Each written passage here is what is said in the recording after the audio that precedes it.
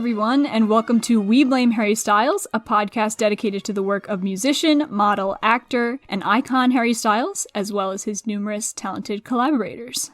This week on episode 2, we're going to give a brief recap of the news that has happened over this week and then get into discussion about Fine Line since its anniversary is on December 13th.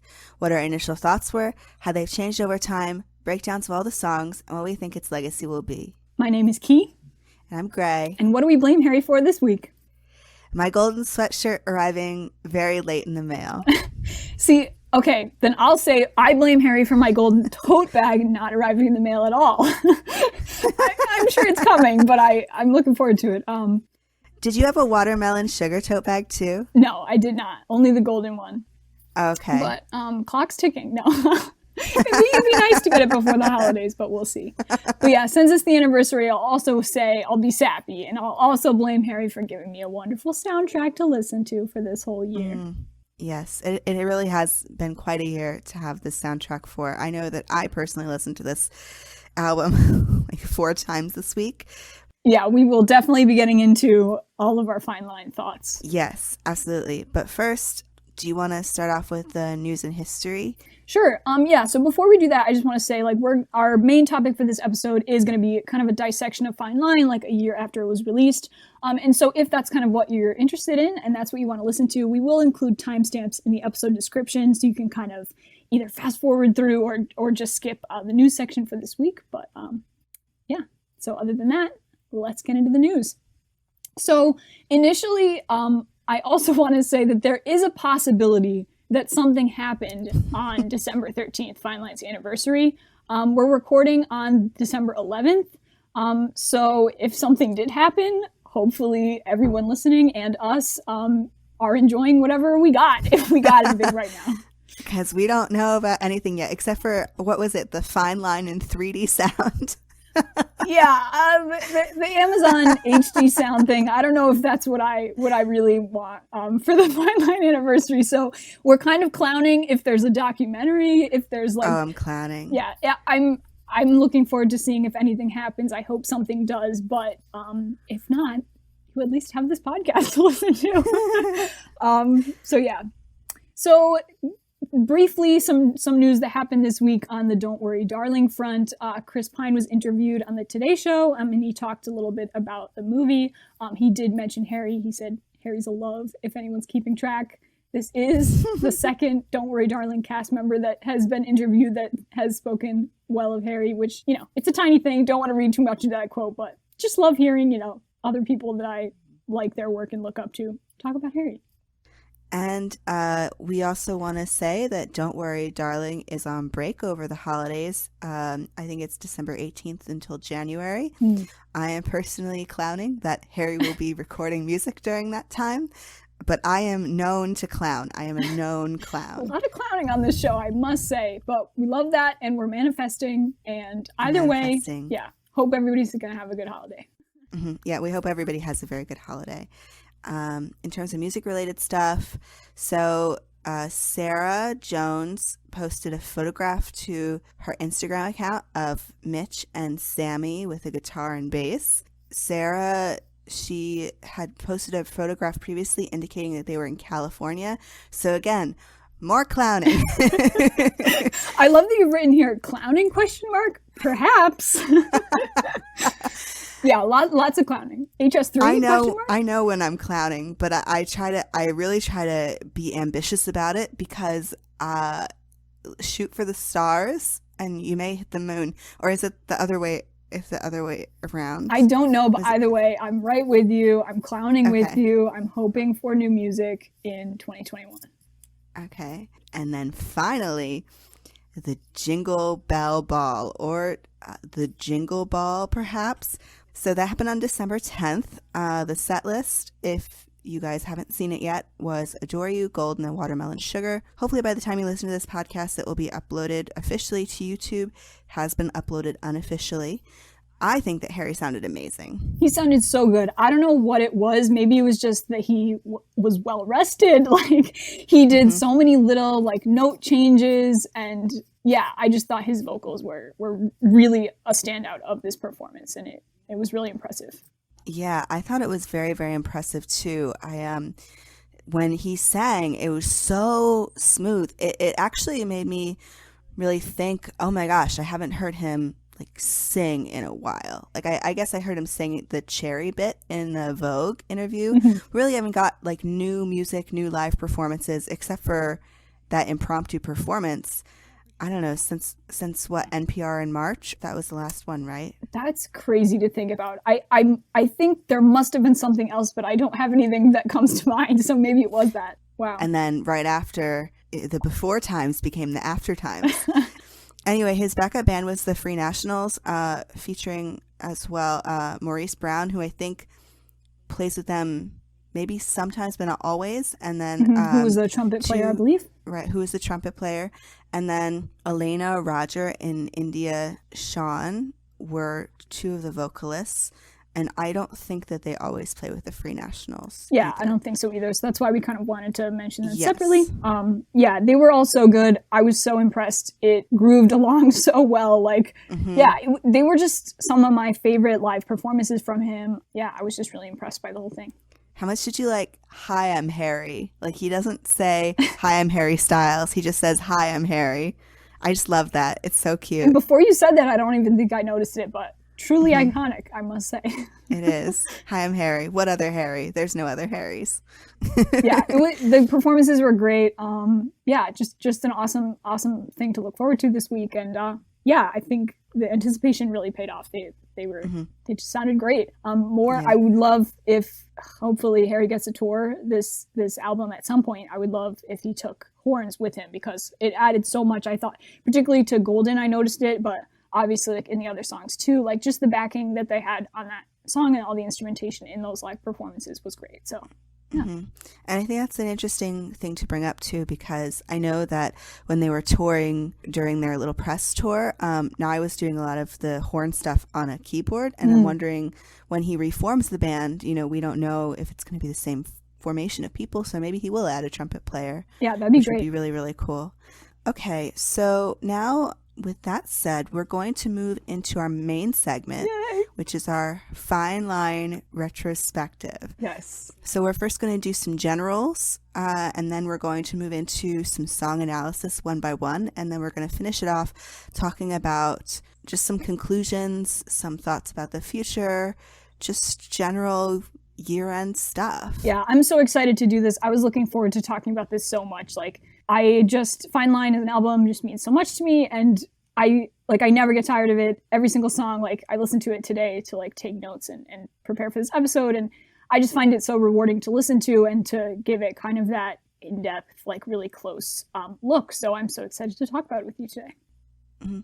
And this conversation is definitely going to be interesting because Key and I had very different initial reactions to Fine Line, I think. And Key took extensive notes about Fine Line when it released. Like, I love taking notes on stuff. I am a nerd and I love taking notes.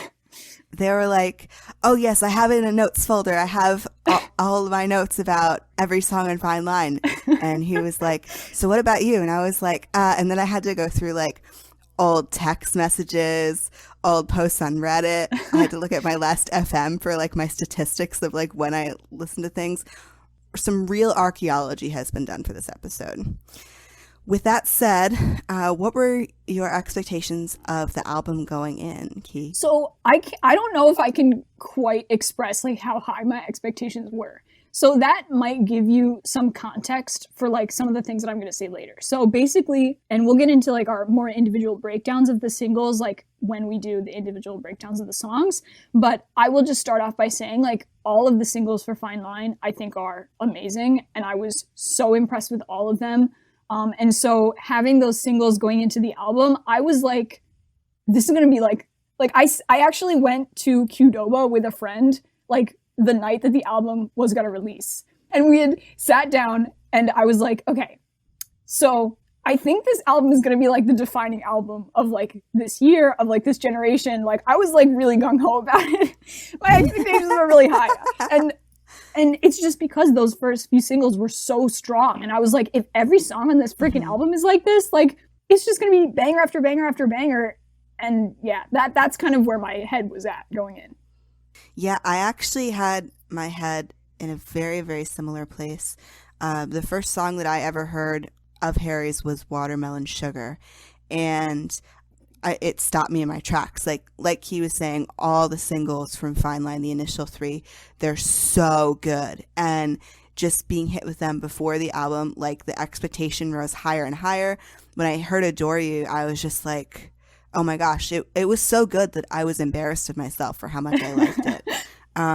So yes, I felt owned by the entire universe because I had never seen myself as somebody who was going to be a Harry Styles stan, and there I was. So I went into the album as well with very high expectations. Yeah, and then I think going from there, like, what was your initial listening experience with the album like? Okay, so I actually, it's really funny because I had been telling Key for a while, I listened to Fine Line for the first time in my office. So through my archaeology, I realized that this was incorrect, and I actually listened to it at midnight on December 13th. I listened to it twice in a row, and then I listened to it once on December 15th, and I didn't listen to it until January. That's wild to me. Yeah, because I thought that the singles, they were really, really strong, and I loved them. And then the rest of the album, like, I think because the album was very front-loaded with the singles, I didn't really know how to feel about it. So one thing that I will note was the day of the album, I listened to Treat People with Kindness 3 times because I am insane. No, I again, my story had been, it took me some time for it to grow on me. I don't know. No, I was standing from the beginning. So, love that. Key, how about you? Yeah, so I have such a fond memory of my first listening experience with the album. I will say this. So I was kind of sort of maybe in the fandom at this point a year ago. I don't think I had like a Twitter account, a Harry Twitter account yet. And I had like a couple like acquaintances in the fandom, but I didn't have like really close people that I could just like word vomit all of my thoughts about. So I had my initial experience with the album was kind of a very on my own experience. So people were listening to it throughout the day, like in the fandom. I think some of it leaked. And then as it came out in everybody's time zone, everybody was kind of listening to it. I waited until it was out in my time zone. And then I actually had a final exam the next day for college that I didn't end up studying very much for because Fine Line was like all I could think about. So yeah, that night at midnight when it came on Apple Music, I listened to it alone in my room with the lights off. And I just listened to it. I think I maybe listened to it 2 or 3 times and I just cried a lot and it was a whole thing. So even though it's a double-edged sword, right? Because that I have a really fond memory of that listening experience, but at the same time, I hadn't made connections like I've made with you, like I've made with some other people, especially through Twitter at that time. So I do kind of wish that I could have freaked out with, fandom friends about it at the time. And I didn't get the chance, but I get to do that now. So it's just as good. Yeah. It's interesting because I actually didn't have that experience either. I was having, even in December after I heard the album and it took me some time to figure out how I felt about it. I was still standing Harry pretty hard, all through December, all through November, all through January. But I was doing it mostly alone. I couldn't figure out how Harry internet worked. Yeah, Stan Twitter can be intimidating if you're not already on it with a social group. Yeah. I couldn't figure out how Stan Twitter worked or Stan Tumblr. I had left Tumblr years before, and so I was just sort of vibing and sending messages about Harry all the time to people who did not care and did not want to know and very much tolerated me. Man, I can relate to that. Yeah. But in a very limited toleration way. There were definitely some people who got sick of it. So it is nice to be able to have friends now and to talk about it now because I didn't have it back then. So yeah. So I feel like you've kind of given a little bit of your initial reactions to it, but is there anything you want to expand upon in that vein? So I was harsh and definitely due to the hype and a very specific text message to my friend on December 15th, salty 2 days later. Is this going to make me mad? We'll get into it. The issue with the album Fine Line is the singles are so good and so tight that they overshadow the rest of the album, which is 70% a breakup album, which makes sense as they were written way after the rest of the album, and there's so many good breakup songs, you have to knock it out of the park if you're competing with like Green Light by Lorde or Woke Up New by the Mountain Goats. You're so fucking pretentious.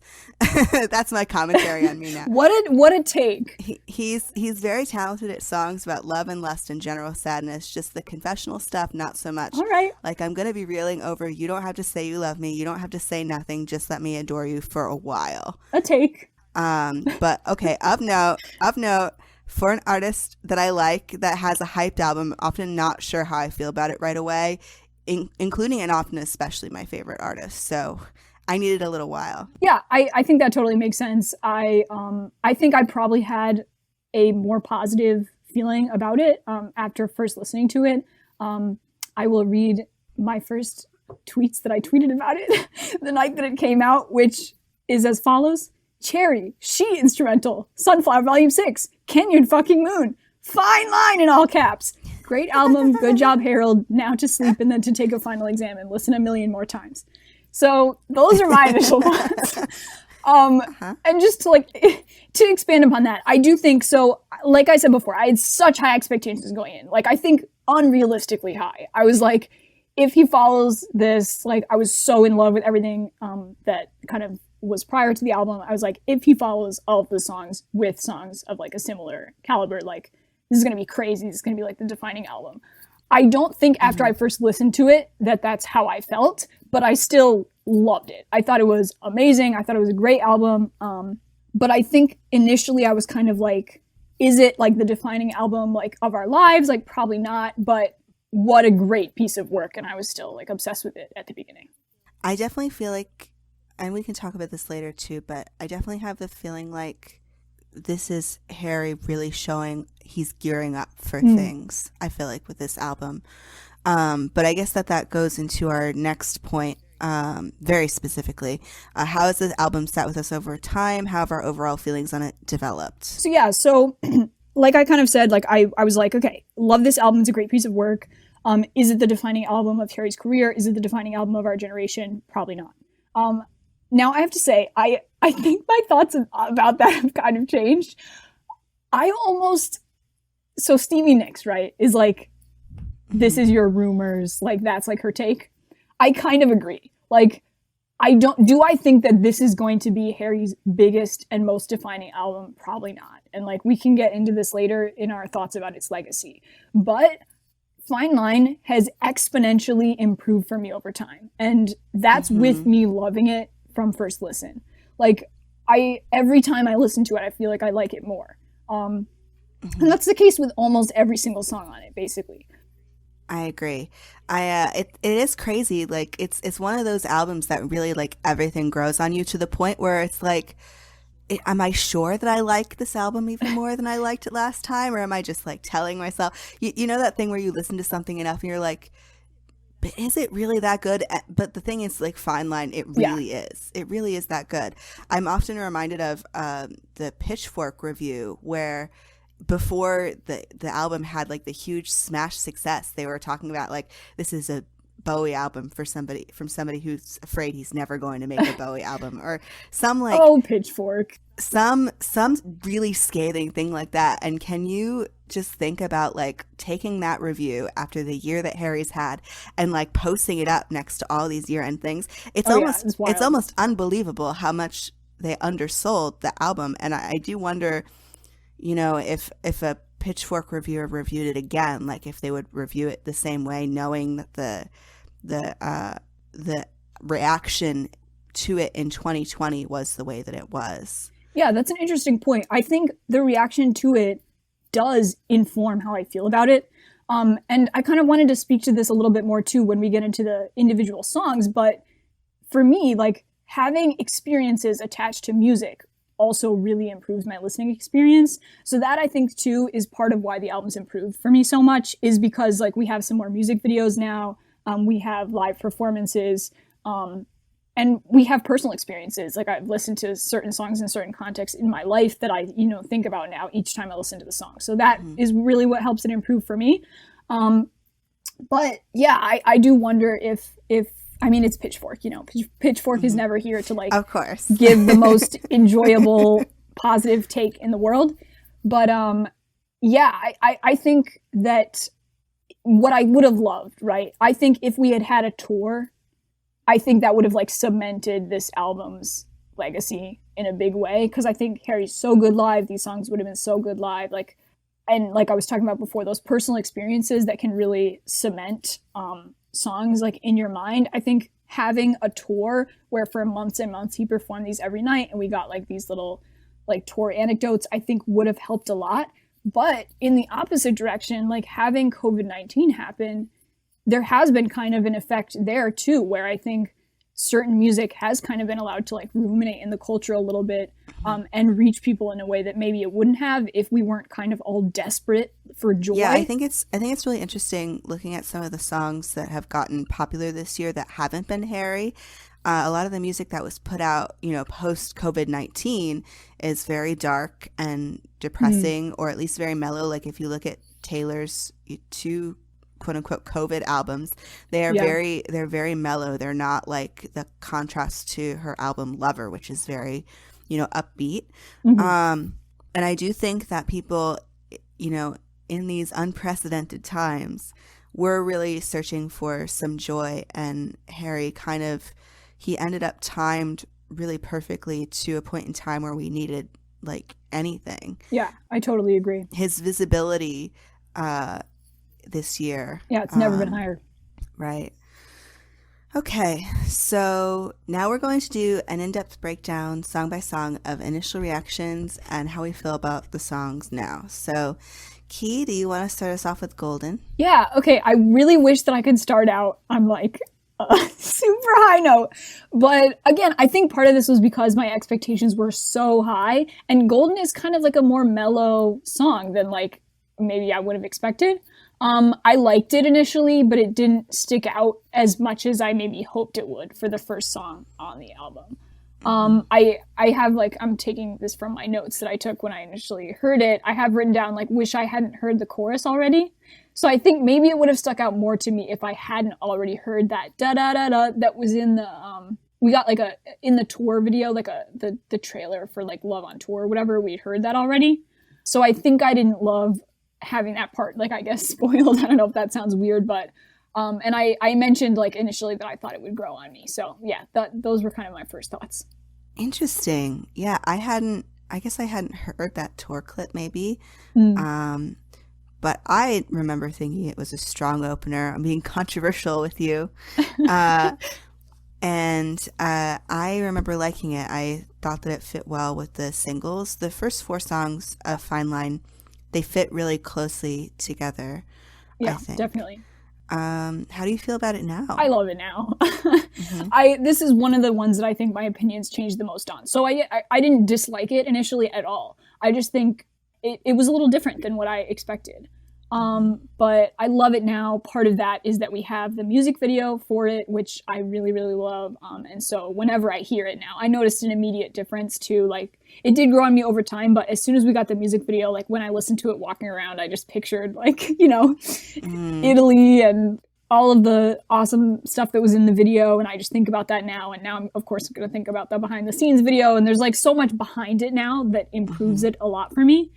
And yeah, it's just grown on me as we hear it more and more. I thought, even after hearing the set at the Jingle Ball with the additional horns on it that aren't in the original track, it's grown on me. So yeah, so a couple things that I picked out just like when I was taking notes on it, listening to it again today. I love, like, the song really kicks in, right? Like, after the intro, there's like this drum sound in particular that kicks in the song, and I just love that. It like makes me dance a little bit each time. I love that it's in kind of a lower register. So like most of the song is kind of in a lower register. He's not doing like a high belt like he does for a lot of his other songs, which I think is just something that's kind of unique about it and that I really like. And yeah, it's just a groove song. Like it's improved a ton for me. It grooves so good. It really does. And the fact that there's 2 music videos that are essentially just him grooving in Italy, I mean, I'm jealous. So I feel like this song has only grown on me more with time. It really is just so good. I feel like my favorite lines may be atypical for this song because they are really just statements. I just love the way he says, I don't want to be alone. Like, he says it so many times. Yeah, that's my favorite lyric too. Oh, interesting. It's just not what you'd expect. Like, the song is called Golden. It's called Golden. And that's such like a sad, like kind of vulnerable lyric. Like it just is so, maybe that's why the song surprised me so much on first listen, because it is different than you'd expect maybe by the name. But yeah, I think that's a great lyric too. Yeah, but like, yeah, when he says, I don't want to be alone, like it is a certain thing where it just like hits you, and sometimes it just hits you at like 3 a.m. that he's just like saying it like a litany. Like he really wants you to know he doesn't want to be alone. And I'm like, yeah, that part's great. It's just not fancy, but it's just the way that he sings it that gets me. Yeah, it's great. Do you want to talk about Watermelon Sugar? Sure. So I love Watermelon Sugar. I loved it on its first listen. I wouldn't even necessarily say that it's improved with time for me because I just loved it so much from the beginning. I guess, like, I have written down here that it's hard to have thoughts on it because I've heard it so many times. So that's like the first thing I wrote down about it when I heard the album. I guess I like listened to it 18,000 million times before the album came out because, you know, when you just have like 2 songs or 3 songs, before the album comes out, like I just had those on repeat so much. But yeah, those were kind of my initial thoughts. I just loved it.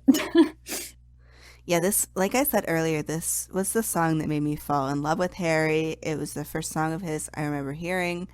It's just like a perfect pop record. I was so mad that it didn't chart immediately. I couldn't figure out why Harry chose to release it in the winter time. It all worked out. It did. It all worked out, and now he was playing the long con. Now I feel dumb for not seeing that he was intending to play the long con. But at the time, I was like, "Why would you release it now? Nobody's seeing this. Why has nobody else fallen for Watermelon Sugar? Am I just going crazy?" But obviously, I was vindicated in August when it went to number 1. It's just so good. How do you feel about it now, Key? Again, I love it now. I like took out some specific parts. One of my favorite parts in the song is just when the horns come in, like before the second verse. And then each part of the song, right, there's just more and more instrumentation that's added. So the song for me is like really about the backing. The lyrics, like obviously like are a little repetitive. That's not even a critique. Like I think it works really well with what the song's trying to do because it's so much about that building backing track. And then, yeah, my favorite part of the song by far is when the horns come in, like after the bridge towards the end, and then kind of like everything crashes in at once. And I just love that part. I think it sounds so great.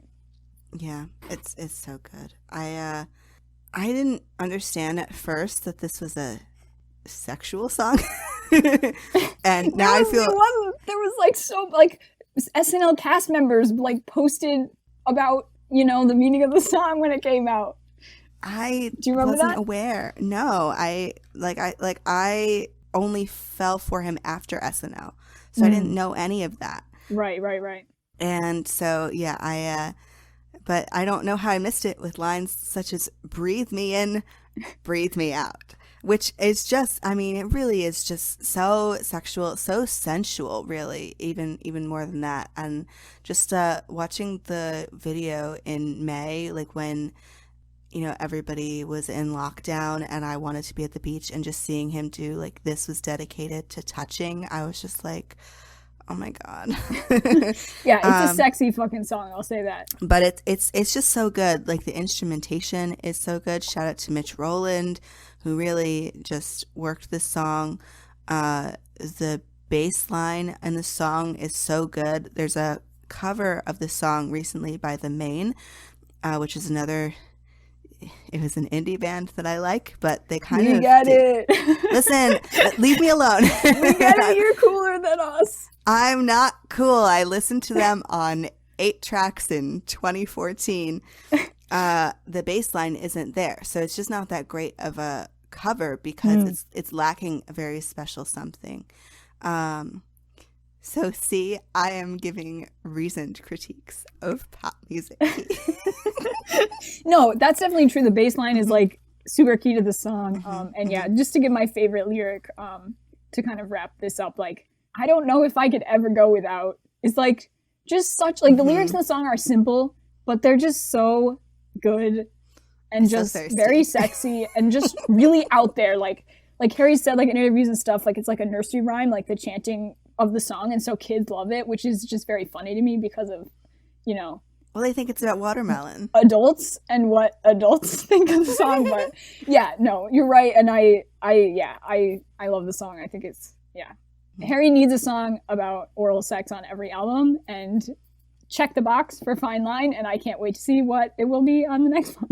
What will it be? Oh, maybe it'll be medicine. It, unfortunately, I wouldn't count on it. If he doesn't replace something in the set for medicine, I'm just saying. There will be mass hysteria, but yeah. There will be mass hysteria. Okay, so how are we feeling about Adore You? Love it. Okay, Adore You. Okay, I'll read to you my initial notes. Okay, I love the song. Have to listen to more. That's my first. Those are my first notes. I still feel like I need to listen to it more because you can never listen to it enough because it's amazing. Mm-hmm. It's just a fucking great song. Perfect single. Perfect music video. What a banger. Yeah, that sums it up. It really is. It's just very, very special. It was actually when I was looking at my last FM account, just looking at my statistics for Fine Line, I was surprised that it didn't end up higher on the list because I remember listening to it a lot when it came out. I sent a text message to my friend about it. I said, so the new Harry Styles single is out, and I regret to inform you that my standing is not over. Opened up the song being like, maybe it won't be that good and I can be normal, and to my dismay, it's so good. Was just sipping my tea. Begging Harry to be less good just so that we can have dignity. Yep, I said, oh, God damn it. It's just everything, just the build up of it. Like, I feel like the chorus, it like kind of the intensity of the infatuation builds upon itself. So first is, you don't have to say you love me. Then you don't have to say nothing. You don't have to say you're mine. And then he's like, I'll walk through fire for you. Just let me adore you. Like it's the only thing I'll ever do. He really goes from like 0 to 100. Like the beginning of the thought is, you don't have to say you love me.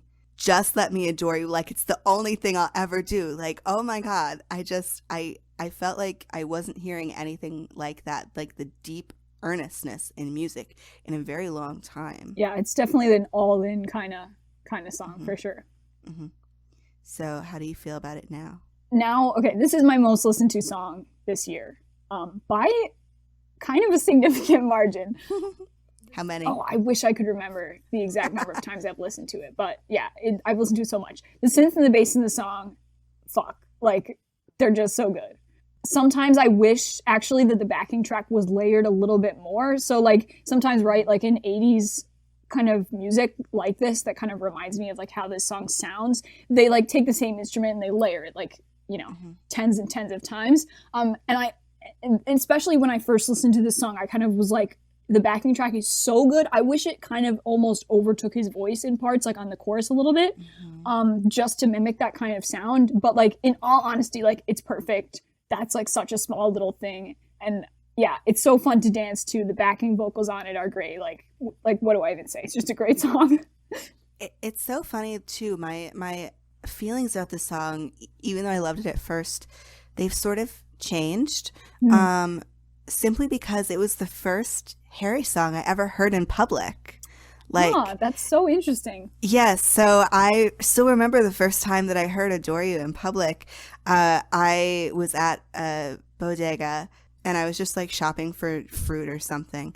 And on the radio, I was listening to like a podcast or something in my ear, and I hear some faint hint of Adore You. And I have these Bluetooth headphones, and I took one out of my ear and put it in my pocket, and I was just like, is that Adore You? Do people know that Harry exists? So it is, my feelings have, I guess they're not like less passionate, but they're very much like, I have this thing associated to it now where it's like, oh, this is how people started to know him.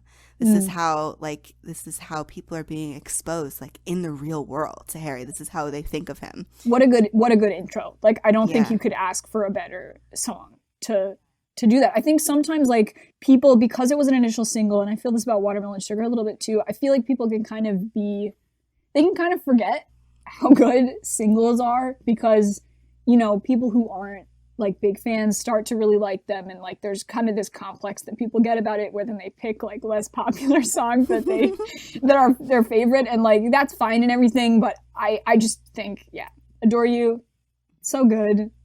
What else can you even say? Great song. Yeah, there's nothing to say.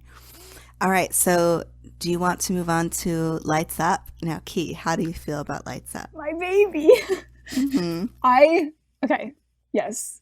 Here are my notes from when I first listened to the album the night of. I said, baby, love her. Nothing more to say. She holds a very special place in my heart. The bass appears nowhere else on the album, like that kind of bass in that song, which is interesting.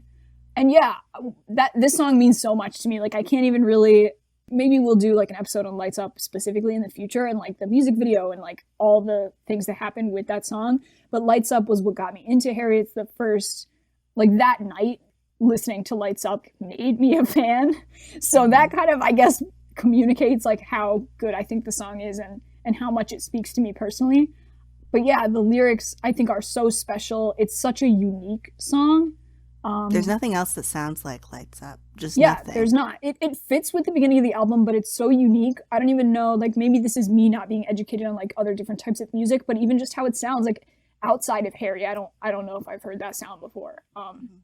What about you? Yeah, I love Lights Up. It's amazing. I have to admit, like the first time that I was exposed to it was the music video is already out. So I was definitely half listening to the song and also like at the same time very focused on all of the men in the orgy in the music video. And just like, oh. How can you not be? Yeah. But to the musical merit of Lights Up, I agree. There's just nothing like it. Like I put it on and I just like, you just want to listen to Lights Up again and again because I can't think of whatever else it might be. Like I wish that it had gotten radio play in October. Like I wish that, you know, I had heard it in an Uber or something, but it didn't make it. That's okay. Honestly though, like I agree with you, but at the same time, it almost does make it feel a little bit special that it didn't like become this massive thing like outside of everything. Like, but yeah, I think it could have had that success. And he didn't push it to radio on purpose. So, like we said earlier, if we do a specific Lights Up podcast, which I would also really love to do because there's just a lot to do with it, we will talk more about its impact on the radio and about its impact on fans, etc. And its impact on ourselves. Yeah, we have a lot to say about Lights Up, and we talk about it a lot. Now, how do you feel about it now, Key? Yeah, so musically, I think the intro of Lights Up might be my favorite part of the song. Like, I just love, like, before the bass comes in, like, yeah, the intro is just so beautiful. The la-da-da-da-das, like, I remember watching reaction videos, like, people reacting to Lights Up when it first came out, and, like, that la-da-da-da-da part, like, everybody loves that. Whenever anybody hears that, they're always like, la-da-da-da-da, and they, like, play it again, which I love. His feral scream in the song, so good. It is my favorite moment of the song. It's just, it's the chills that I get every time, like, and especially if you listen to that feral scream, like, isolated, it's just a lot. Yeah, like, the meaning of the song, like, how he's discussed how it relates to, like, his own process of self-discovery and kind of questioning things and, like, the adding that little, that emotional moment in the song, I think, is just really special. And yeah, everything works together perfectly. The song speaks to my soul. Yeah, I think, like, as a queer person, like, Lights Up is, like, the perfect intro to Harry, of course. I do remember, yeah, just being a talking point and, like, everybody freaking out when the song was released and that whole rollout process. And yeah, so that initial feeling of, like, oh my God, like, wow, like, an artist like him is releasing something like this. And yeah, and then to this day, like, now its legacy to me is that it was kind of my intro to him as an artist, and that is very special to me too. And yeah, just I can't wait to hear it live. Hopefully we get to. We definitely will at some point, but hopefully soon we get to. But Yeah, I can't wait to shout "Shine" really, really loud Oh, with hundreds of other people. that'll be wonderful. Okay, so now we've moved on beyond the initial singles. So tell me about the deep cuts. Cherry, how do you feel about it? I loved Cherry, so immediately loved it. I love the intro to the song. I wrote in my like little notes when I first heard it that I wanted to listen to it again immediately. I did say initially that I thought it would be stronger without the audio at the end, without the voicemail. I guess it's not a voicemail, right? Like he said it was a voicemail, but it sounds like it's just like audio of his ex-girlfriend's voice at the end of the track. I initially thought that it'd be stronger without that. But yeah, I loved it from first listen. I think it's a beautiful song. Yeah, it is beautiful. The first time I heard it was a bit jarring following the 3 previous, which were all singles. Again, as I said earlier, pretentiously to my friend, it was a breakup song, and I didn't necessarily think it was that strong. My opinions have changed on that, but yeah, that was my initial reaction. So how do you feel about Cherry now? Interestingly, I think I feel pretty much the same way about the musical aspect of it. The one big part of how I feel about it that has changed is my feelings towards the audio at the end. I really like it. I couldn't imagine the song without it. I think it does improve the song and it gives it a really natural ending. I also think initially I didn't pick up on how little parts of that audio track that ends the song recur throughout the song itself, which I really like and I think is really cool, and like obviously wouldn't work if it didn't end that way. So that's like my big part of my opinion on it that's changed over time. I love Cherry now. Like, I'm super dork for Cherry. Total 180 from my initial reaction to it. I personally, this song, it just makes me laugh because it's so petty in a way that's very, very relatable to me as somebody who's been through breakups and just kind of like knows that petty feeling. And it's definitely like, you know, it's about him breaking up with a girl, but it definitely, you know, it doesn't feel like a heterosexual breakup because he's not a heterosexual person, and it just makes me feel like the particular brand of pettiness that I have felt in breakups, just sort of like, oh my gosh, when he says I'm selfish so I'm hating it, every time I just like have to compose myself for a second because he's just like I'm hating it, and I'm just like Yeah, that lyric is great. My favorite lyric in the song is definitely, I've noticed that there's a piece of you in how I dress. I just think it's like, speaking to like the particular brand of like hairiness of this breakup song, I think it's just like such a special I do too. line. Yeah, it is. Yeah. It is a very special song, and like, yeah, I think that's my favorite line too. There's a piece of you in how I dress. I think that honestly, it's cool. I have seen that it's a lot of people's favorite line on the album in general. It really is very strong. All right, so Key, how do you feel about Falling? So here is what my initial notes on the song were. Very pretty. I did cry, LOL. But from first listen, it doesn't stick out to me as much as the other songs do on the album. So you know, positive, but not my favorite on first listen. What about you? I didn't like it. I actually really started liking it when I heard it at the Brits. And I still maintain that the Brits version is superior to the one on the album. Yeah, it's been a long time since I've listened to it, so I'll have to listen to it again. How do you feel about the song now? I like it more now. It has improved for me with time. I think his voice sounds really good on it. And let's be real, any song on Fine Line listened to on headphones played really loud sounds amazing.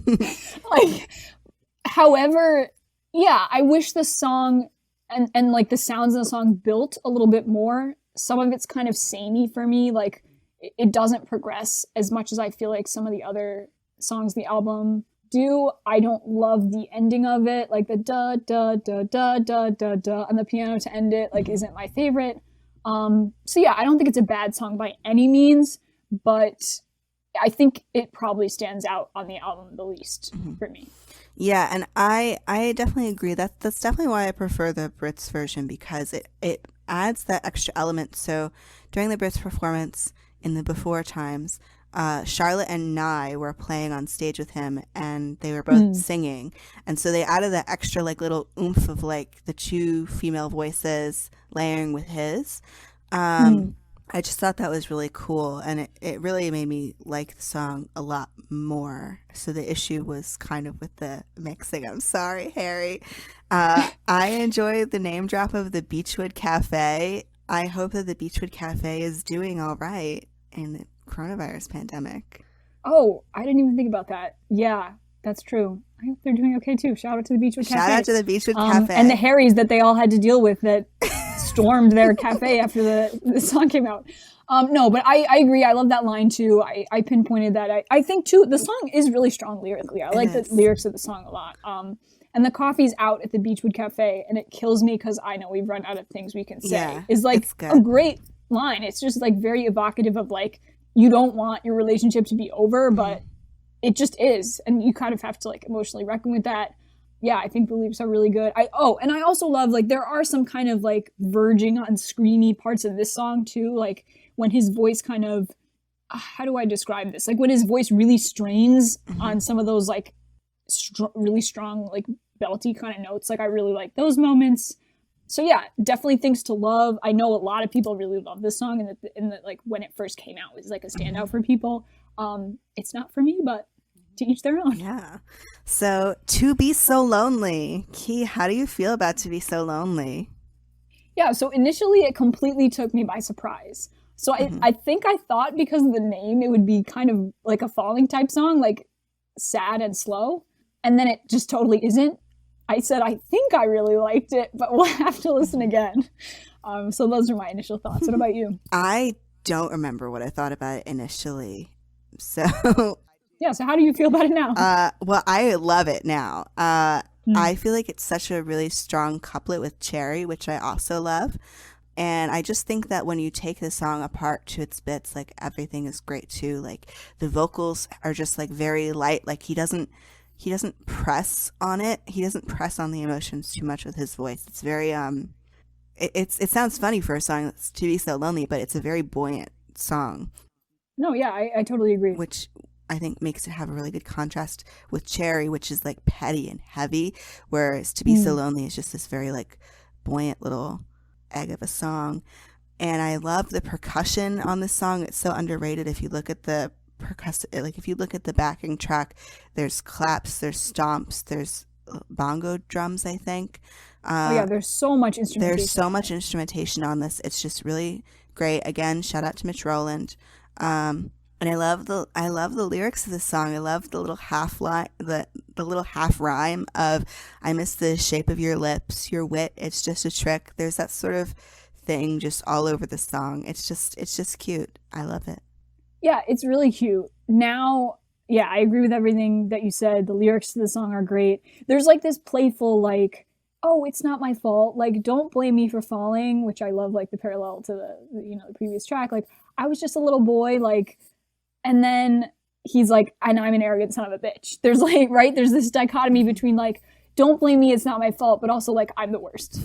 And like, blame me, which I think is really nice. And it fits really well with kind of like the cheeky, backing track that matches the lyrics. Yeah, really well. It's a very, very cheeky song, which is great. Yeah, I also wanted to pinpoint, so I'm like obsessed with string instruments. Like I used to play the viola. I guess I sort of technically still do, but like it's been a while, so that's iffy. But I love string instruments. It sounds like a cello in the back of the song, which I think is so sick. And then it sounds like maybe at the end there's an electric violin too. I'm not like positive about that, but I just think it's like such a unique little song. And shout out to Mitch Rowland for this song because you're a real one. This one's really good. You're a real one. Yeah, it's real good. All right. So She, how do you feel about She? Yeah. So when I first listened to it, I said the beginning of the song is really good. I don't know if I love the chorus so much.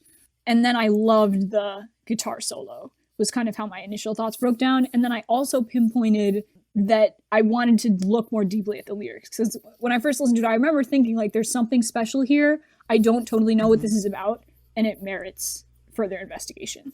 I think I was sold so much on the concept that like this was an album that was all about his ex-girlfriend. So I thought initially that She was just another breakup song, which was not. Yeah. I don't think that that's what it's about.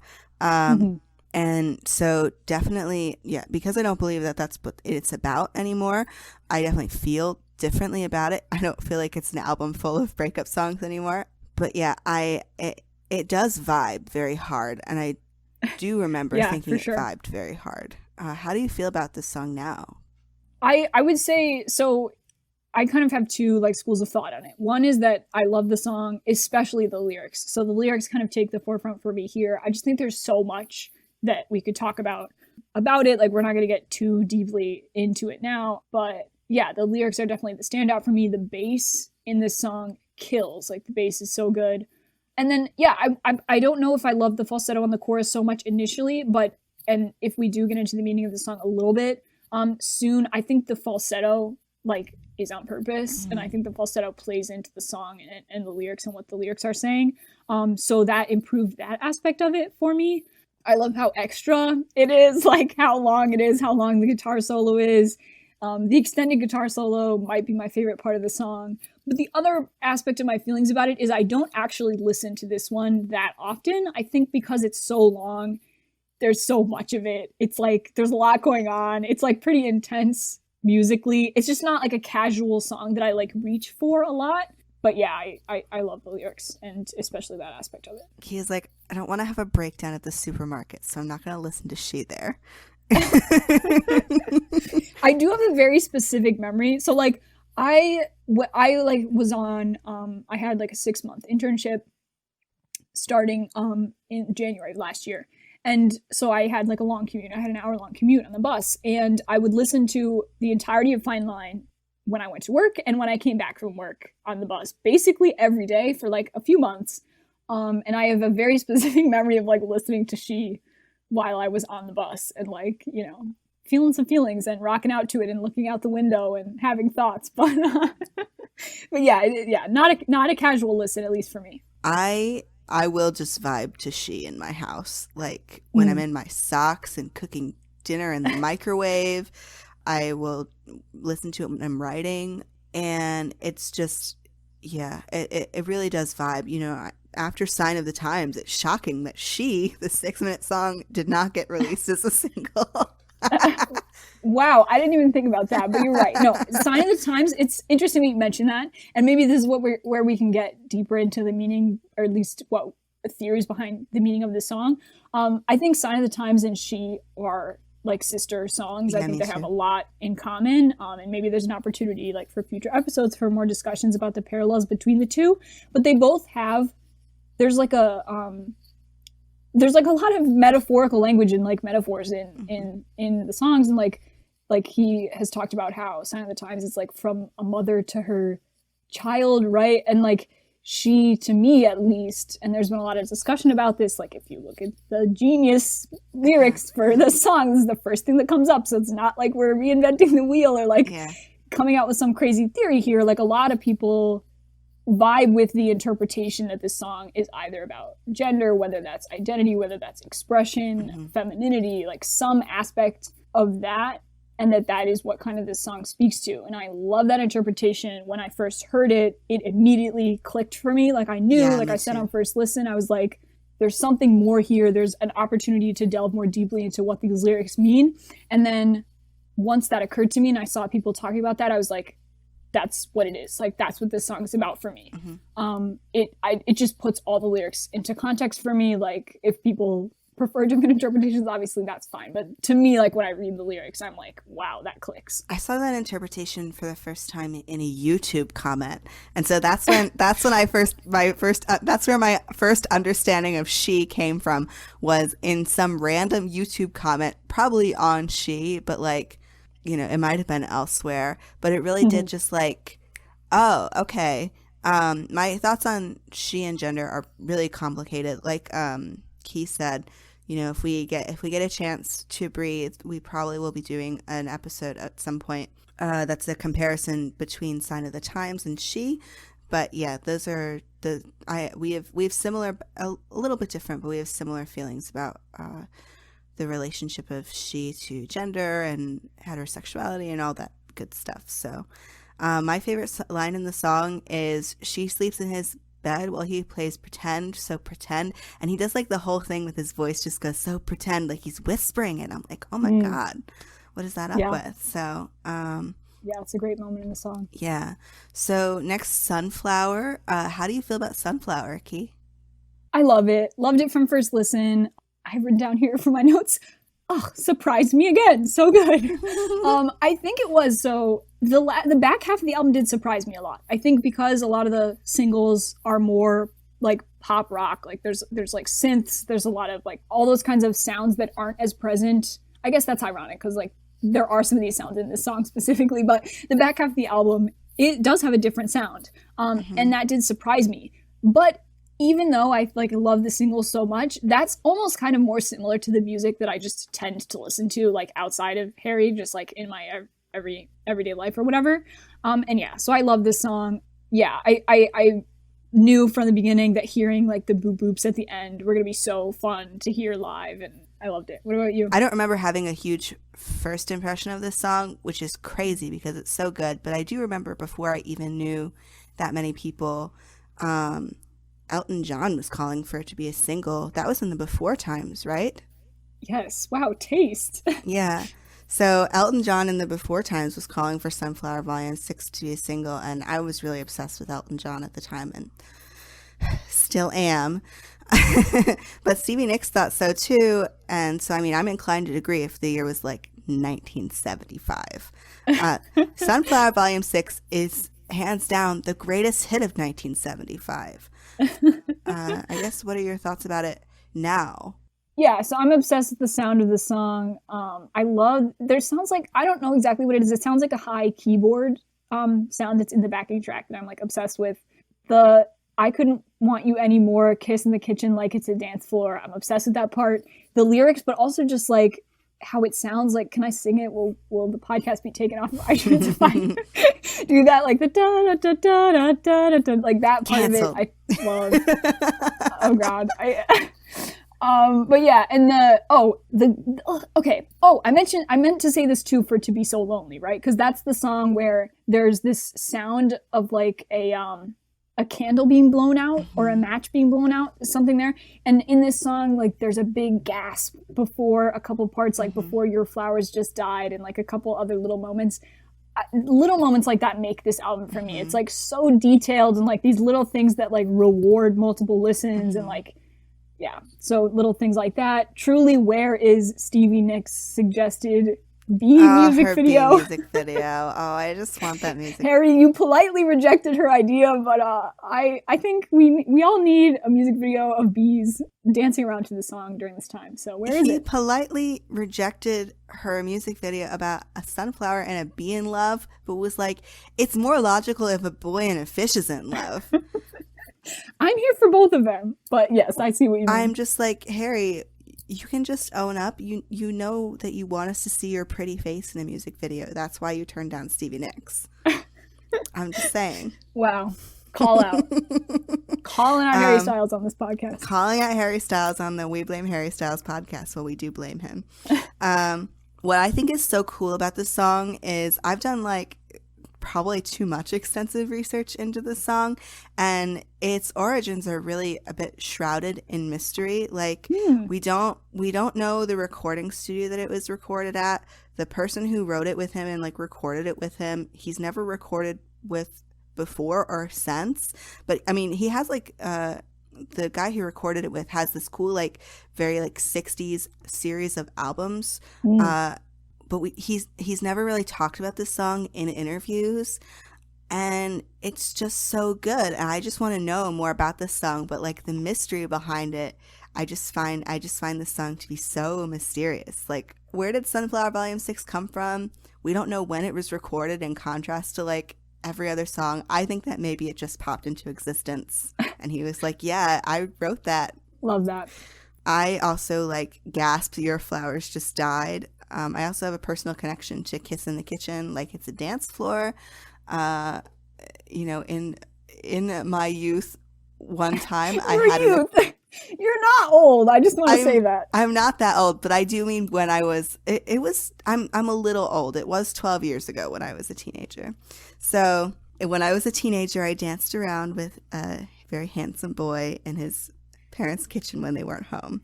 And so Yay. I know, I really could get it.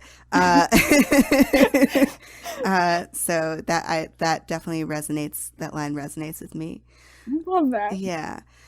All right, so moving on to Canyon Moon. How did you feel about Canyon Moon?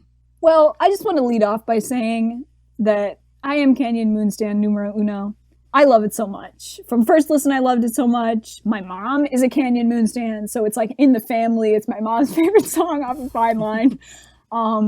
Yeah, I cried when I first listened to it. Like, I just remember, sometimes just smiling really wide but also crying. Mm-hmm. Like that was the vibe when I first listened to this song. I just love it. It's just the best. Yeah, it's great. It's so quality start to finish. I remember early on from listening to this song, maybe not day one, but very early, I was like, this would have been the hit single of like the Mumford and Sons band era. Like if this had come out in like acoustic. Right. Yeah. If this had come out 2012 to 2014, this would have like debuted on the top of the charts. And so I love it. I was young during those years, younger than I am now. I'm not ancient now, but I was younger and very into that era of music. So I always want other people to be Canyon Moon stans. Me too. It deserves better. I'll say that. It deserves more streams. No, I can't help but smile whenever I hear it. It's pure happiness. I love like the little, like, I just think the lyrics are so good. Jenny, get the kids from school, like how that just comes out of absolutely nowhere. Like I remember reading reviews of the album and someone mentioned that they were like, and Styles is imagining a future life of domesticity because they didn't know that Jenny was Kid Harpoon's wife. So I just love little things like that. And describing something we can all relate to, which is like remembering a good time and like knowing you're on your way back to somewhere and just like waiting for it and anticipating it and looking forward to it so much. The I'm going part, literally what's better than that? Like, it's just the best thing in the world. I feel like Canyon Moon is a very interesting song because it feels like nostalgia for two places at once, right? He really wants to go home, but he's also remembering the time under the Canyon Moon. Kid Harpoon, is located in Los Angeles, and his home, when he's discussing the way that he's touring, if you kind of do a little sleuthing, a little tracking, he's insinuating that London is also his home. And so this is very much Harry between two homes, nostalgic for both. And I think that that's a very specific feeling, a very liminal feeling. I find that this is like a perfect kind of road trip song. I wish that this would be totally. I wish this would be in like some like lesbian road trip movie. Like I feel like that's the perfect song for that. Yeah, if alas, I mean, there are multiple reasons why this is not occurring, but due to COVID especially, if we were following Harry on tour, yeah, let's blast this from the car stereo and roll it right along. I just think this song is so tight. Every line in it kills, and like it just keeps going, and it goes until it ends. Basically, I just can't find any flaw in this song. It's just so good. Which, and again, not everybody thinks that, and like again, everybody has their own opinions. It's like a little bit of a different song, like genre-wise, than some of the other songs of the album. So I understand that, but yeah, just come on, guys, scream Canyon Moon. Come on. How can you not love Doors' Yellow Broken Blue? Come on. Yeah, love that lyric. So, treat people with kindness. Okay, let me intro this, okay? So we just did the song that I'm feral for. Now let's get to the song that you're feral for. Give me your initial thoughts on treat people with kindness. Okay, so I like the song from the start, and I'm trying to remember the headspace that I was in listening to it multiple times that day. I think that I had heard in a review, like somebody had reviewed it as, wow, treat people with kindness is really feral and I'm scared.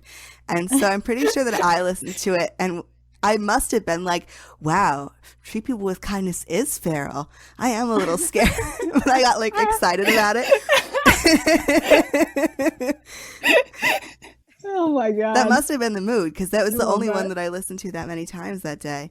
So funny. But yeah, it's just a very interesting song indeed. How do you feel about it now? Or, well, I guess, how did you feel about it back then? Because we started with me. I actually, so my initial notes read as follows. The only song in the album that I think there's a chance I won't listen to very much. I think it will be super fun live, but it makes me cringe a little bit, but in a nice way that's endearing because it's Harry, and of course Harry would release this song. So nobody cancel me for being homophobic, please. Okay, I know it. I just want to get this out there. Harry himself said that he kind of loves it, but also kind of hates it. He said that when the album first came out. So it's not just me, because that was very much my headspace initially. That's the correct attitude to have about the song. Like, you have to, like... You really have to give into it and buy into it. And you're not always in the right mood to, like, buy into it. But when you are, it's the best. Sometimes I have to listen to it to get me in the mood for it. I will listen to it when I think that there's no hope, honestly. Okay, so I am very feral for Treat People with Kindness. It actually surprised me how feral I was for it, because I didn't think that I was listening to the song as much as I had. I had assumed that on my wrap up, like for Spotify, that my second most listened to one after Watermelon Sugar, which was my first, would be something like Canyon Moon, or like one of the more normal ones. And no, it was this one. And I really had to assess my life. But yeah, I just, since my Spotify wrap up, I've been listening to the song like even more. I'll just listen to it on a loop. It's just like, I don't know, there's something very, very special about it. There's certainly for me nothing that sounds like it and at the same time has the same message. Like, it obviously has a lot of DNA shared with the Beatles, Obla Di, Obla Da. Like, there's no denying that. But Obla Di, Obla Da is not about being homosexual. Like, I wish it was. Yeah, like, let's say this right out. This song is for the gays to wave pride flags to. Right. Like, at the end of Harry's set on tour. Like, that's what it's for. And right. I love it for that. Yeah, it's definitely, that's how it's designed. And I just feel like, I don't know, there's definitely a lot of quote unquote like woke gays on Twitter and other social medias who just are not on board the Harry train yet. And I just feel like, how can you, he has a song that says, if we're here long enough, we'll see it's all for us and we'll belong. You're depriving yourself of that. Every time I listen to that, I just like believe maybe that it's true. Like, you have to sit there with Treat People with Kindness, and like the trick to treat people with kindness, I'm going on my little rant, but like the trick, please do, I'm loving this. The trick to treat people with kindness is like, you have to listen to it, and then you have to listen to it again, and you have to be like, he believes like 110% what he's saying, or he at least like is trying to convey how he feels when he believes that. You know, like, I know that it's not a permanent feeling for everybody, and probably not a permanent feeling for him always, which is probably why he hates it sometimes. But there's this hope. There's for this that hope, right? Like, even if you aren't always in that place, like my favorite lyric in the song is maybe we can. Right, it's maybe, because it's maybe. I hope we can. Yeah. Like, I'm gonna try and give it to you. Right. Through this song. Oh, it's just, yeah, it really, when he's saying like, maybe we can find a place to feel good and we can treat people with kindness, I just feel like you have to really sit there and believe, oh, like, he really, really believes not niceness, but like kindness, like this sense of selflessness and this giving and like this joy that we can come to when we are kind to other people, like genuinely kind to other people.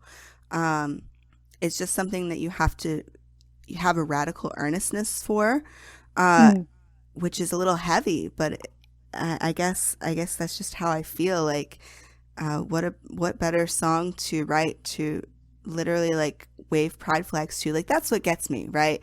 Is when you look at the only set that he was able to fly pride flags at in London, because he wasn't able to do it at the Forum, unfortunately, you can see that it's the place in his set that he set up for to wave the flags. Like that's his time I love that so for much. flag waving. And he wrote it specifically this way, like with the women singing back up, so that he could have the time to dance around and like wave flags. And there's something like so beautiful to me about that. We can definitely move on from this song. I realize I'm going on a long No, I think I love that you are. I think it's great. I want to clarify too that my thoughts about this song have changed a lot over time. That I do unabashedly love it now. I feel very similar to you about it. I think it makes sense that people kind of have a hesitation about this song because it's like, it's kind of cheesy. Like it just is like, but that's great. And yeah, I love how you articulated like your thoughts on that. Well, now we'll move on to Fine Line. How did you start off feeling about this, Key? Wow. So this is probably the most explicit my initial first listen notes get. I said, and I quote, "Fucking incredible. Amazing. Spreading you open is the only way of knowing you. That lyric fucking took me out." Okay, we're earning the explicit rating on this episode here. Then the instrument at the end, brilliant. What a fucking way to end the album. God, he really did that. Beautiful. I cried. This is a Key song where the production like stands out so much, and yeah, that was kind of my first thoughts on it. I was blown away by it the first time that I listened to it. I didn't get the song at first until two things. One, I listened to a cover of it with the sound of rain gently falling, and two, I saw it set to the end of Call Me By Your Name. That was that was early enough into the listening and re-listening process that I can say were my official feelings on it, especially because it's the last song on the album, which is a lot to process. So I would say that my initial reaction is really based on my feelings in reaction to those two videos. And once I had that experience of listening to it in those settings, I was like, oh my gosh, it's definitely a complicated song. Yeah, How do you for feel sure. about it now? I love it. I think, like, I guess I'll say now, since this is the last song of the album, probably I know I feel like I've waxed lyrical about so many of the songs in this album. I think my top three, God, this is hard to say because Adore You's like really edging up in there, but Canyon Moon, Lights Up, and Fine Line to me are my holy trinity. I think because of how special they are to like me personally. And this song, for about the first month and a half after Fine Line came out, I did not listen to it once without crying. Every single time I listened to it, I cried. It just, the way, what I think stands out to me the most is that the song is given all the time it needs. It builds up exactly in the right way so that it earns the ending. I think if the song was shorter, it wouldn't earn it. The build up is so perfect. The horns like first come in this subtle way, and then like each time there's like a new verse or chorus, like something new comes in. His voice sounds great on it, like starting with kind of like the soft falsetto, like when the strings come in, like it's just yeah, every single time something's added, it makes such a difference. Like, and then of course, like when the fucking drums come in at that part on Will Be a Fine Line, like I don't know, I just like, I'm like babbling because it's amazing. Yeah, it's just great. It's great. Like when Zane Lowe said, when Harry did that interview with Zane Lowe for Apple Music before the album came out, he said like, this is like one of my top songs of the year. Like it stands out to me so much. And so my expectations were high, and it was so different from what I thought it would be, and it was better. When I listened to it again today, a year after the album came out, I cried again listening to it. It's just so beautiful. The healing energy of just ending the album on that "will be all right" message is so powerful. And like, not to get like too deep into it or whatever, but I had like a really, around the time that COVID-19 happened, I was going through like some family stuff at the time, and like my grandmother died earlier this year around the time that COVID-19 happened, and I couldn't like be with my family at that time. I was away at school, and I just remember listening to this song and like just hearing him say that again and again and again underneath that part, just saying like, we'll be all right, we'll be all right, we'll be all right. Like when the world like was crashing down, it was like, I can't totally articulate my feelings behind it, but yeah, man, is this a special song for sure. Yeah, it's very special. I mean, I think that my review of it definitely, it's going to be hard to top Key's review. But I definitely find a lot of similarities between this song and Sign of the Times, which I've definitely had comfort me in many dark hours. I feel like there's definitely something to be said for, you know, they do kind of mirror each other, right? With this promising that everything will be all right. He always is very, you know, he brings hope, but it's in this cautious way. Like he wants you to feel comforted almost before him. He wants to believe the comfort that he's giving.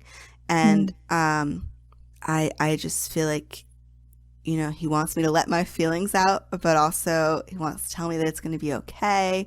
It's just, it's what I like to call Harry Styles' mother goddess energy. Totally. Definitely some real Harry standing in the plant, Tim Walker shoot, mother goddess vibes going in this song. And I just, I feel like I want to be on that journey to becoming all right with him when I listen to it. And you know, I think there's definitely a theme in this song too, like will be a fine line. It's very much, you know, will be all right doesn't necessarily mean that everything is gonna be all right. Life is gonna change and not everything is gonna be great, but at the end he's hoping that it'll all work out. And that's that fine line too, the different emotions that he talks about in the song. Yeah. It's this acceptance of the good and the bad, of you know, the sad and the happy, of all these different conflicting things, and it's not shutting it out. It's like that acceptance of it is something that's really special about it. I guess my question here is, so when he was talking with Variety about the sequencing of this album, he said that you listen to it on a loop and hopefully it makes sense as a circle. How do you feel about this song in relation to, for example, if you listen to it back to back with Golden? How would you feel about that? Yeah, that's an interesting question. I almost think that my reaction to Fine Line is too emotional to do that. But that could be a personal thing too, because I love to sit in things. Like if I watch a sad movie, like I'm the kind of person where I want to sit in that. I don't want to leave that headspace and do something else. That's like not really how I operate. So I think maybe it is a personal thing, but I think it's the perfect album closer. Absolutely perfect. And so I don't tend to go in and listen to Golden right after that. But I will say this, I think sonically that does make sense to me because of the way that Golden comes in. I think that it would sound good, and you know, and I think it would make sense for people to do that, to listen to Fine Line and then listen to it all the way through again and start from Golden. But personally, it's not something that I tend to do that much. What about you? I have listened to Fine Line, the album, on a loop several times before, and I do think that it flows neatly in a circle with it. Definitely starting and ending both with these questions of aloneness and, you know, not wanting to be alone and trying to figure out how to be with yourself. I feel are very much themes in both Fine Line and Golden and throughout the album. Yeah, so I guess one more question that I have before we wrap up about Fine Line's legacy. What is your opinion about how he said that this album is about having sex and feeling sad? How does your review reflect upon that statement of his? Wow, that's so interesting. I definitely think a lot of the songs are about that. I think a lot of the songs are about things that are very complicated that I'm sure are very difficult to instill into a small witticism to say on a nighttime talk show. But I think a lot of the songs on Fine Line are really sad, even the ones that, like we kind of talked about, the some of the lyrics in Golden, some of the ones that you might not think are about that, I think speak to some sort of sadness. I think that might be kind of what he feels sums up the period in his life that this album in particular is about. And I think it's a great little little thing to sum it up. But kind of like what you said before about how like Zane Lowe was saying this is really a breakup album and not all of the songs really speak to that. It's hard to distill it all into one little clause of a sentence because there's so much in there. Yeah, there's a lot in there. Okay, so what do we think Fine Line's legacy will be? What can this era tell us about the future of Harry's career? Do you want to start with this thing that you've put in the outline here? Because I think that's such a good place to start. Yeah, so I follow this YouTuber, Todd in the Shadows, who is a music reviewer, and he posted up this tweet that made me think a lot about Fine Line's legacy. There was a Pitchfork review recently that brought up the concept of a Verge album, the album that gives the artist the momentum to become the biggest thing in the world on their next album, e.g. U2's The Unforgettable Fire. I put this tweet into our little organizational document because I feel like that's what Fine Line is for Harry. I feel like he is on the verge of the biggest thing in the world. Like, I feel like Fine Line is that for him. Yeah, I to a certain extent, I agree. I think I definitely would have said that initially, like in the months after the album came out. And I definitely think that this is a Verge album in that sense. There's like a sense of climbing, that there's like so much work that's been done. Like, this album was nominated for 3 Grammys. Like, he's done a lot of work to kind of overcome these preconceptions that people had about him, and like, for better or for worse, like I think a lot of those preconceptions are unfair, but he has overcome them with this album. He's had radio hits that have really opened his career up to the wider public and his music up to the wider public. That being said, if we had had kind of like a normal, he tours it for a super long time, I think that also would have kind of spoken to the significance of this particular era. Like, let's say that he releases music soon-ish, Let's say he releases music before he goes on tour for Fine Line. I almost do think that what would have really cemented its legacy is kind of having that period of time to really solidify it and having months of touring and like really ending it with that. And now that it's uncertain whether we're going to get that, I do wonder kind of what impact that has on kind of the legacy of this era, since it seems to kind of be wrapping up now. At least it feels that way. Yeah, I don't know. I feel like it's interesting because I have seen a lot of posts talking about like, oh my gosh, I'm so glad that I have my Love on Tour tickets because he's going to start doing stadiums next. And we're never going to be able to see him at arenas again. Obviously, I have Madison Square Garden privilege living in New York City. But yeah, I personally believe that this is a Verge album in the idea. I feel like in his next era, Harry is going to really become like a household name, like Taylor Swift or like Beyonce. Like, obviously our moms know who he is, but like regular people, if you just go up and you don't have to be like, oh, he's the watermelon sugar guy. I feel like we were talking yesterday about Taylor's COVID albums. I hope that doesn't sound impolite. They've just been released in this era. But Folklore and Evermore, Evermore's the one, right? Yep. And about how she is able to just sort of drop an album, and the dropping of the album is the advertisement for it. Yep. Yeah. Same with like Beyonce. Same with like some other. Right. People, same with Beyonce. Like these artists who are at a certain level in the public consciousness, like they can just drop the album, and that's the advertisement for the album is Beyonce suddenly dropped an album. Right. I don't think that Harry Styles among the general public is quite there yet. Yeah, I agree. I feel like that's not going to happen until like maybe HS4, because I'm obviously manifesting many HS albums, but I feel like that level of stardom is yet to come for him, and so that's why I feel like Fine Line is a Verge album, because I think that there just needs to be like the one more push, and then he's going to be like a Taylor. Obviously for me, he is, the person that I stan, but he that's why Fine Line feels like a Verge album for me. How do you feel about this era for the future of Harry's career? Because I don't know, I feel like when I listen to Fine Line, even though I think it's amazing, it's like it's so incredible, I still can see different parts of it where Harry could grow, and I definitely have a lot of thoughts about like what HS3 might look like and how it might be different than Fine Line.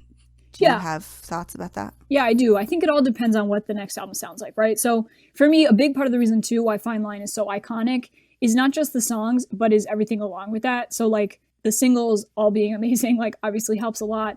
The cover art of it, I think like weirdly has a huge impact on how I think about it and how I think it'll age, because I think the cover of it, the Tim Walker photo shoot, is so iconic in like a very kind of old school, like we will remember this album cover kind of way. And so I think that's going to really help cement its legacy, is like all of the extra things outside of that. The Fine Line outfit on the cover is like, everybody knows what that, like not everybody, but a lot of people know what that outfit is, right? It's become kind of an iconic symbol.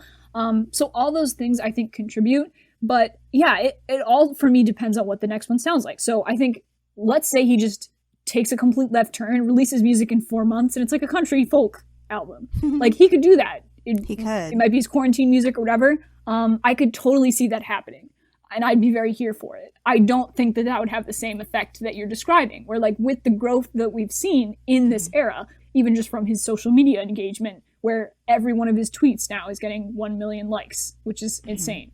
To me, it seems like there's kind of a natural progression here where like, if he goes away for a little bit and then comes back and drops something with the strength of the singles of Adore You, something that's different, but that's kind of in that vein, that to me, in like kind of a pop or pop rock direction, is like what would have that growth that you're describing. I think regardless, like his next effort's going to be successful. Like the insane increase in success has proven that. But yeah, I think it all kind of depends on what the next one sounds like. Yeah, that's what I feel like too. I feel a lot of excitement for HS3. You know, Lights Up and Adore You and Treat People with Kindness were the last songs written, and I like all that music. So if that's what's more to come, it's very exciting. But obviously we do not know what Harold has in store for us. So with that, I think that closes out our discussion of the main segment. So now, Katie, you want to move on to some nonsense? I'm always here to move on to some nonsense. Okay, so we will put links in the description for the timestamps for this, but this is our nonsense section called Must Get Rid of Toxic in Community, where we drag some people, not any named individuals. Just some annoying nonsensory that we've seen in the past week. Just some annoying nonsense. So the unofficial upload of Harry's Jingle Ball performance has obtained a number of comments at this point. Harry, they claimed, is overworked and very unhappy. So, wrote one person, why he isn't smiling. Where is the spark which is always in his eyes? So dramatic. He didn't even painted his nails. What happened to Harold? I didn't notice the grammar things until you read it out loud, and it makes it so much better. Oh, yes. He didn't even painted his nails. What happened, Harold? What indeed? People are so strange. Oh, they are so strange. Another person said, and keep in mind, this one has 94 likes.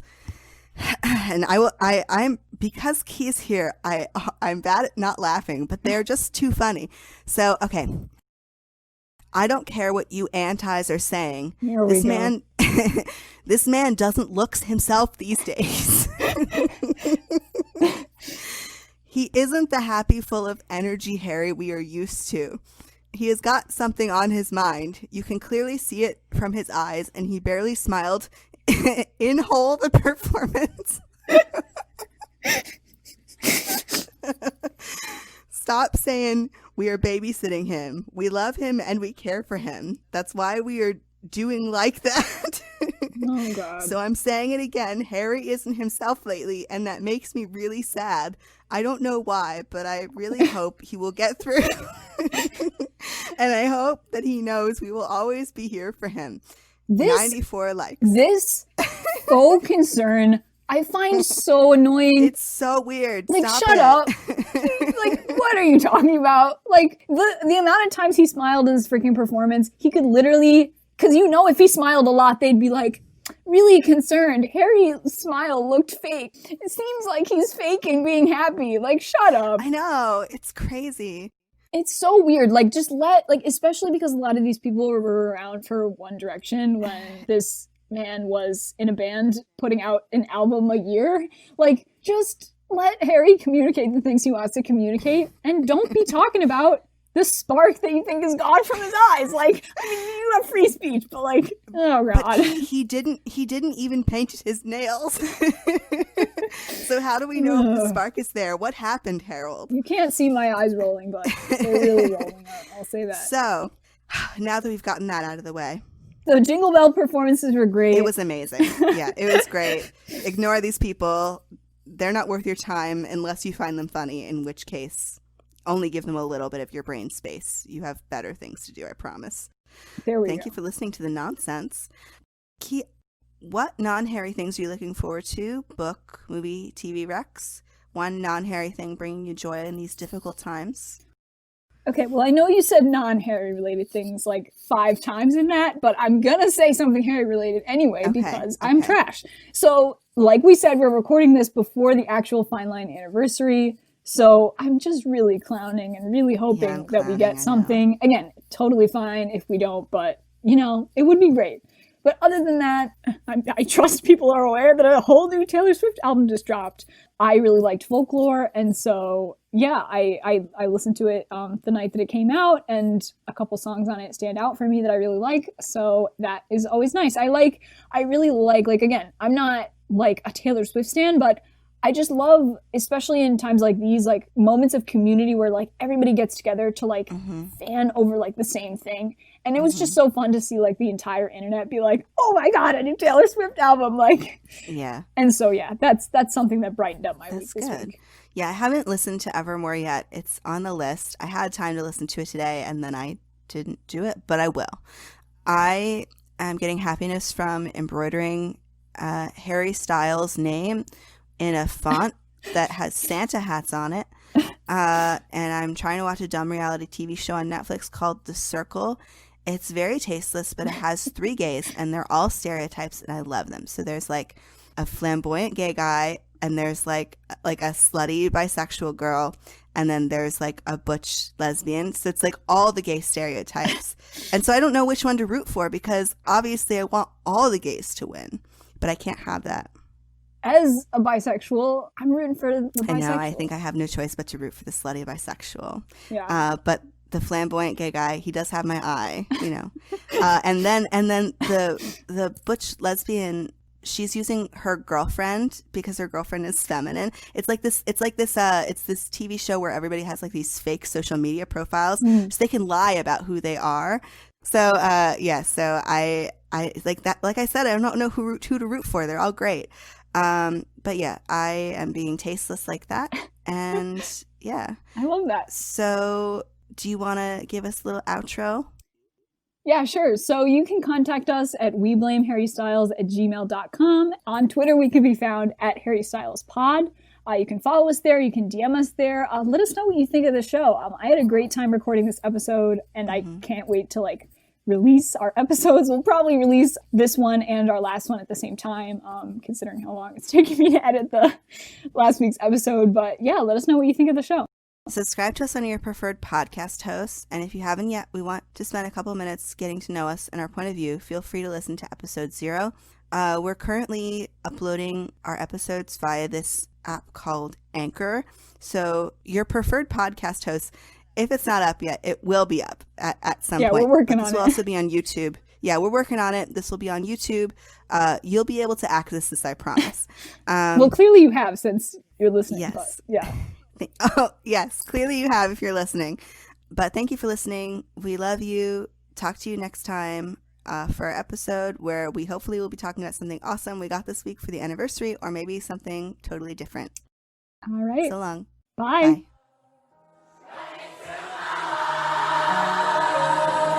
Louder.